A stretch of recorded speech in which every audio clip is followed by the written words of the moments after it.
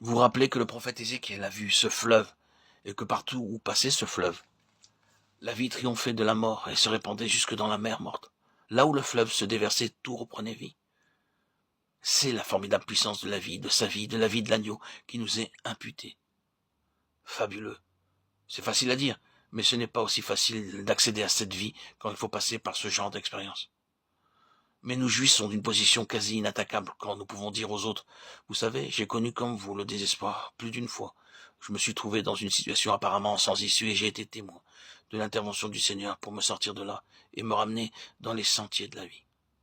Celui qui est passé par là est en position de force. Il aura beaucoup d'influence et de poids et ce sera alors un instrument de choix. Le fleuve jaillit du trône de l'agneau. Ce genre de gouvernement s'exerce donc par une vie de consécration et de résurrection. Je ne fais que mentionner les autres passages du Nouveau Testament. Dieu l'a ressuscité des morts. Cette vérité est incontournable, puissante. L'impact qu'elle exerce provient du trône. Je suis le vivant. J'étais mort et voici je suis vivant au siècle des siècles. Je tiens les clés de la mort et du séjour des morts, de l'Hadès. Apocalypse 1, 18. Voilà ce qu'est le trône. L'autorité dans la puissance de la vie de résurrection. Et à la fin, cette vie s'exprime à travers ces personnes. Il s'agit d'une œuvre puissante que Dieu est en train d'opérer maintenant. Je vous invite à passer maintenant au chapitre 21, verset 23. La ville n'a besoin ni de soleil ni de la lune pour l'éclairer, car la gloire de Dieu l'éclaire, et l'agneau et son flambeau. Dans la marge de certaines Bibles, il est dit « l'agneau son flambeau ». Peu importe la tournure de phrase utilisée, le sens est le même. Ce que nous avons dit à propos de la vie s'applique également à la lumière. La lumière fait partie du gouvernement divin, elle exerce son autorité. Mais le sens de ce verset réside dans le fait qu'on accède à la lumière par le biais de la souffrance. La lumière s'acquiert et se reflète au travers de la croix. L'agneau est son flambeau. La lumière n'est pas quelque chose de purement cérébral. Je m'explique, il ne s'agit pas seulement d'emmagasiner des connaissances intellectuelles. Cela n'a rien à voir avec la lumière. Il est tout à fait possible d'en savoir un rayon sur la doctrine et la vérité sans être des lumières, c'est-à-dire sans jamais avoir d'impact sur la puissance des ténèbres. La véritable lumière s'acquiert par l'expérience. En fait, elle est le fruit de l'expérience et des souffrances que nous traversons.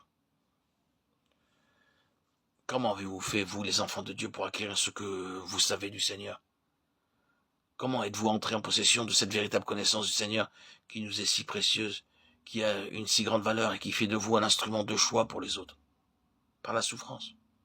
Grâce au chemin difficile sur lequel le Seigneur vous a placé et grâce à l'œuvre de la croix qu'il a forgée en vous. L'agneau et son flambeau. C'est la souffrance qui engendre la connaissance. La lumière et le discernement. Il n'existe pas d'autre voie. À la fin de son parcours, ce groupe de croyants jura d'une grande et merveilleuse révélation acquise par une communion aux souffrances de Christ. C'est parfaitement vrai. D'un certain point de vue, cette assertion n'est guère réconfortante, mais elle n'en demeure pas moins vraie. Elle devrait nous aider à mieux saisir le fait que le Seigneur, dans ses rapports avec nous, au travers des souffrances qu'il permet dans nos vies, ne cherche qu'à nous éduquer pour que nous puissions acquérir une véritable connaissance de sa personne. Cette connaissance intime sera d'une valeur incalculable pour nous et se transmettra aux autres par notre intermédiaire. Notre apprentissage ne peut se faire que de cette manière. C'est l'agneau, toujours le principe de l'agneau, le chemin de la souffrance, du sacrifice et de l'anéantissement du moi, qui nous fait pénétrer dans la connaissance du Seigneur. L'agneau et son flambeau. De même que le Seigneur nous fait passer par une mort plus profonde, afin de nous donner une vie plus abondante, de même il est possible d'être assez souvent plongé dans les ténèbres pour recevoir une plus grande mesure de lumière. Le Seigneur semble nous faire passer par un chemin où nous sommes naturellement de moins en moins aptes à nous comprendre. Il nous fait voir les limites de nos facultés naturelles et nous amène au-delà de notre capacité à interpréter ses voies.